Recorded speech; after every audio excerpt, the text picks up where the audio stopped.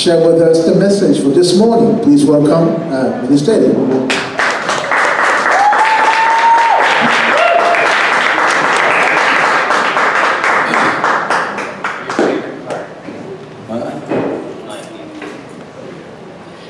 Thank you, everyone, for coming. Good morning. Good morning. Look good, Eddie. Yeah. I can sing the song, I Will Survive. Thank you, good job. So we're having town hall meeting after this. So I've been told that I should speak not so long. And I'm kind of glad about that, but looks like somebody else is glad about it too. Where's Naomi's son? I need you to watch, make sure that I don't speak too long. She's very good at it. She's number one good and Insta is number two good. Watching her speak too long. 15 minutes. 15 minutes?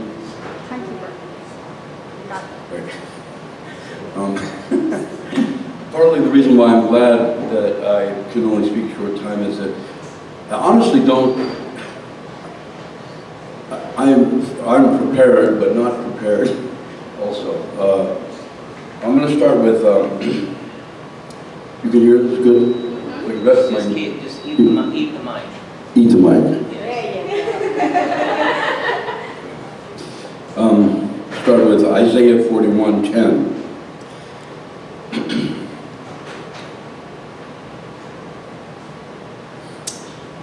Do not fear, for I am with you. Do not be dismayed, for I am your God. I will strengthen you and help you.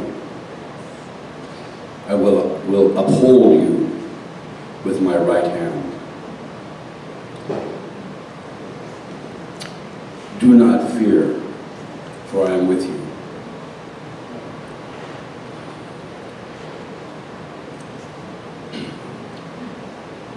The worst thing that I think about, the worst thing I can think of is to suffer from isolation, feeling isolated. And she said, hold on. I just want to use this to hold this paper up. This is okay. Thank you. I'm good. Thank you.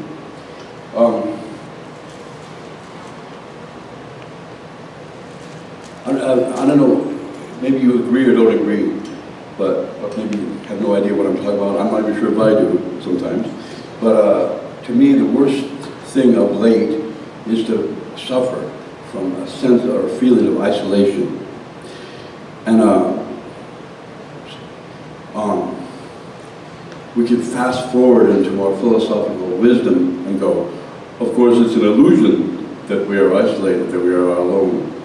It's an illusion, but that's not the way it feels many times. We are struggling with something in our lives, some battle, some troubles with our family or our friends, ourselves, our responsibilities,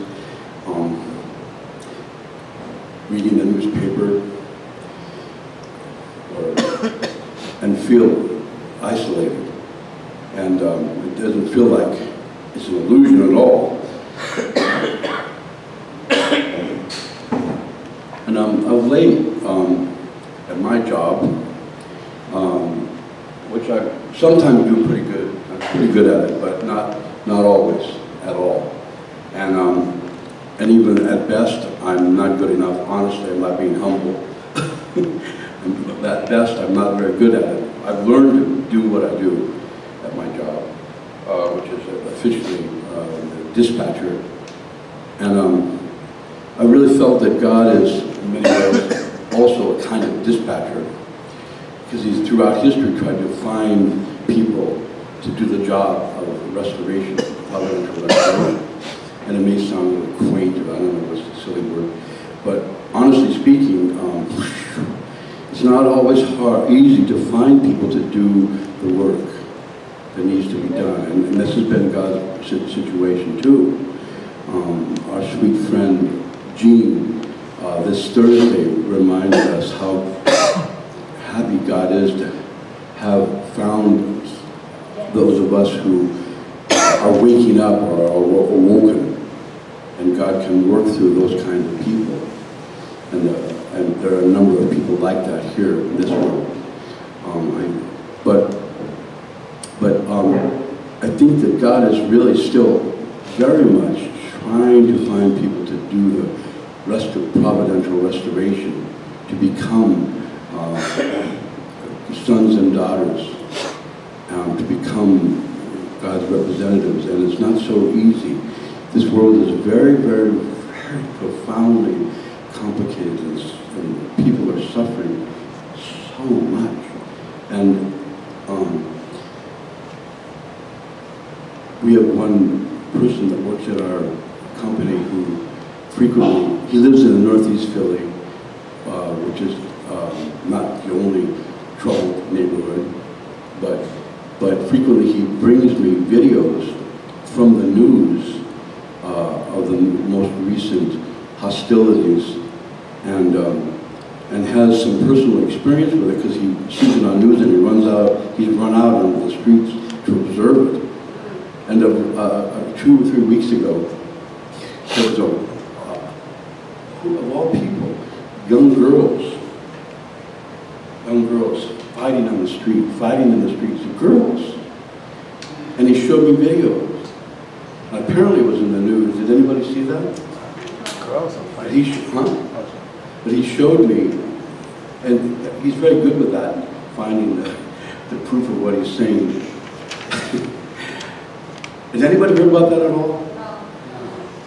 So what he showed me was I didn't want to look. It's so disturbing, and in our office, there's many things going on in my office with a couple of there's many drivers coming in constantly as human beings with their own personal issues and problems and disagreements, and I'm supposed to be trying to find a way to dispatch them. My job is a couple of things, but one thing is to get them out and to deliver the products. And a truck that's working, it's not a problem, won't break down, or doesn't have some issue. And it sounds simple, but actually because it's human beings, sometimes they get sick, sometimes they don't show up, sometimes they have a lot of complaints. And I'm trying to find, and the most recent problem is not enough drivers. Maybe you've seen my advertisement. We're doing big business, guys. We're doing good business. The sushi business is not going back at all. It's going forward a lot. So many new restaurants. Everybody wants to sell sushi, and people want to eat it. Asian style prepared food. They got all kinds of names. Asian fusion, Asian bistro, so many names. And there might be at least, within 5 or 7 miles, there might be 10 Asian bistros or Asian fusion with some slight variation of their title. And there's a million Osakas and a million Mount Fujis. But I mean, it's so busy. I saw another great one the other day. It was a good name called South Ocean. That was a good name. South Ocean. Anyway, small restaurant, good name. I told them to, because I deliver also.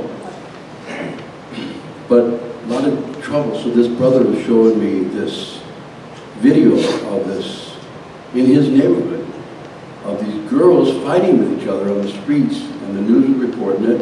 And by the time I finally said, "Oh, let me see," he was showing it to everybody. Let me see. I see this girl being torn out by another girl out of the car, pulled out of the car, screaming and cursing the most vile curses.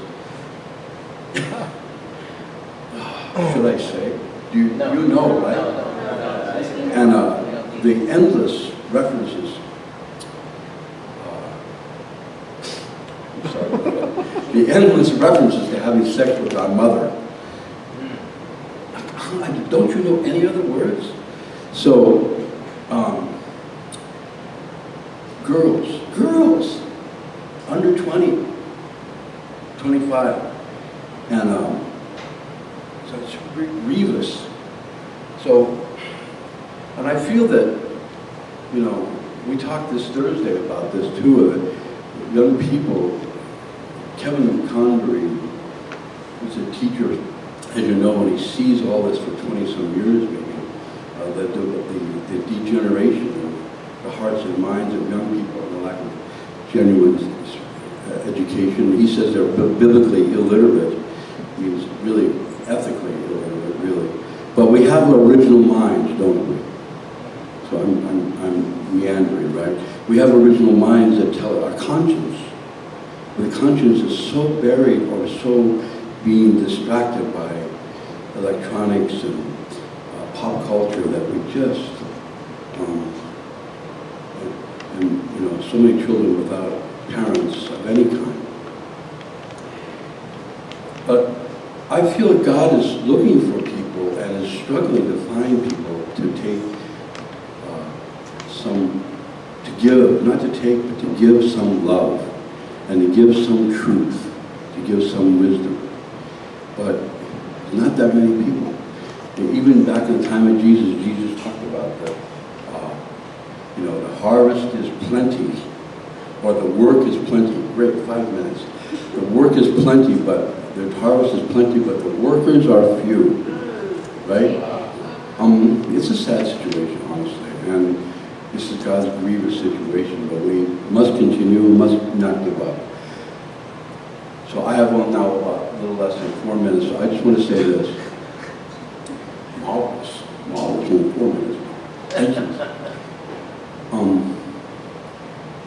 I've been practicing. God is with me. I'm not isolated. I'm not alone. And it's the truth. God is always with me. Always with you. Always. I asked this funny question the last time I gave Sunday service, and I knew it sounded funny, but I said,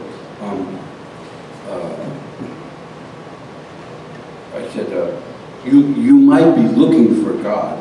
Now this may not make sense to you, but you might be looking for God. But God is right here. You can maybe agree with that. But He's looking at you, or God is looking at you. Wow. Every moment. You know, the Quran says that God is as close as the jugular vein. But the Eddi says, God is looking at you all the time. And I see God kind of looks like you. Show to God. Looks like your face. Actually, I just realized it. The God that I see that's looking at me all the time looks like you.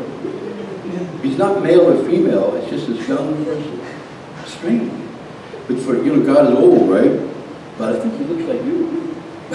Very young. God is young and looking at me all the time.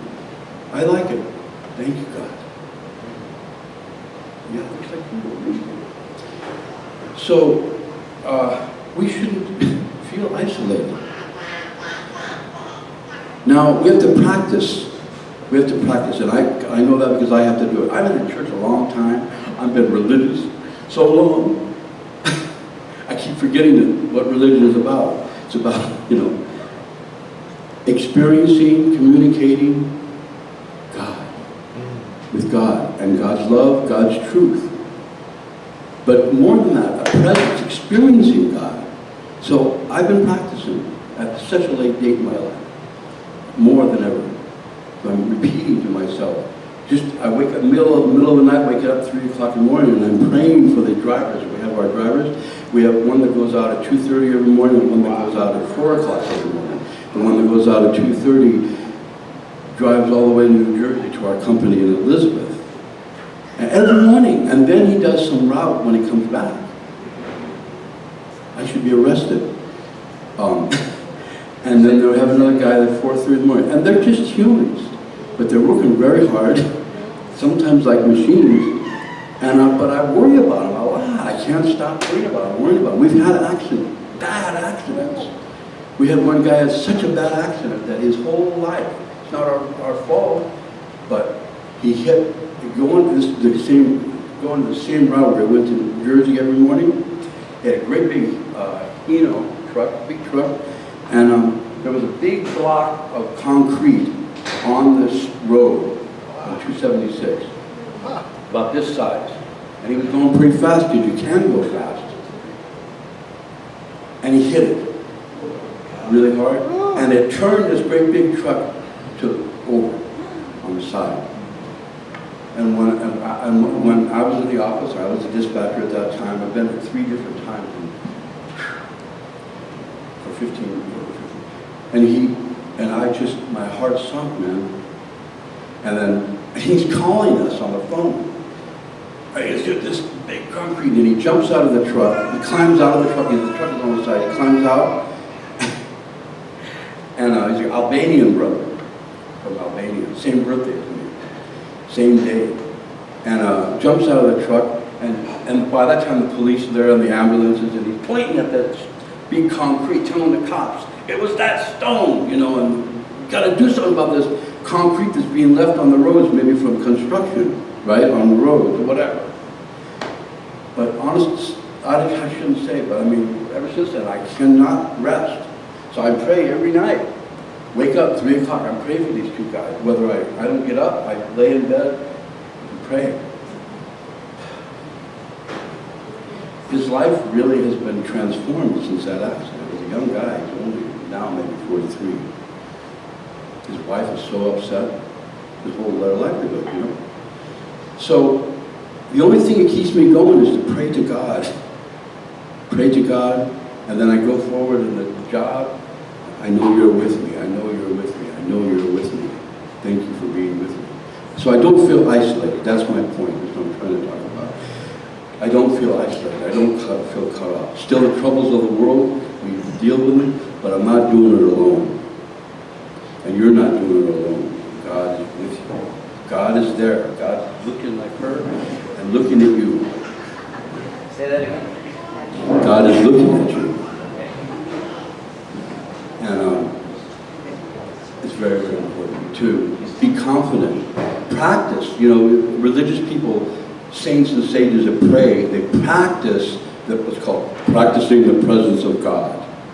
You understand? Gene, you know, right? Practicing the presence of God. Practice. You won't feel isolated. And God will be with you and guide you. And so many times, I'm going to finish. So many times I was freaking out with not enough drivers, not enough intelligence, and I'm not being humble, it's just real, not enough. And finally, all I've got is enough, or just enough prayer. And so I'm freaking out, and then somebody will, it's a fantastic experience, a couple of weeks ago, somebody will volunteer to do something that they didn't want to do, but they see my face, and they respond, like God needs such a person to respond, to take a little initiative, take a little bit more, do a little bit more, be a little more fun. And thank you. Sometimes I shed tears, honestly, in front of them, uncontrollably. Thank you. Now you may think, well, it's just a job. That's what I think sometimes. It's just a job. I even tell them, it's just a job. But it's actually we're responsible. And our troubles in the world that we have is actually our yoga. It's our way to come closer to knowing the heart of God, the love of God, the power of God, the help of God, and to help ourselves to help Heavenly Parents. So therefore our troubles are actually a kind of our salvation, or our path to salvation, right? All right, anyway, do not fear, for I am with you. Do not fear, for I am with you. Do not be dismayed, for I am your God. I will strengthen you, and I will help you. I say, there's one more worker here. I wrote it on the wall at the company. Sometimes I just point at it, sometimes I say it. We got all kinds of people, Muslims there, atheists there, these the atheist is one of the most ethical guys there. Interesting.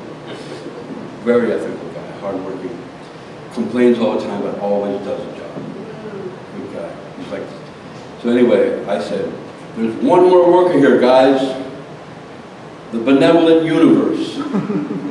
Better known as God. All right. Wow.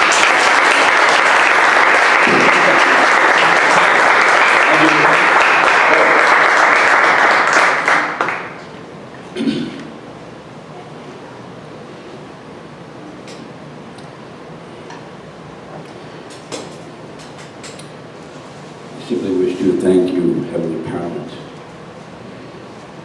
for everyone here. We are all capable of talking about you, God. We all do and can talk about you. And we can all, each one of us, talk to you and listen to you. And we can all, each one of us, allow you to speak through us also and to work through us. You are outside of us to communicate about. You are in this world, in this universe to communicate with, I and thou relationship, but we are also your children, your representatives. Therefore, we can be your instrument, and you can speak, and you can work and love through us, each one. That's our value as well. Like a horse, the child of a horse is a horse. The child of a bird is a bird. The child of God is a God. You are in us also, and we can be your representative. Thank you very much. I pray in the name of the family of Kaady, Central West Family. Aju. Aju.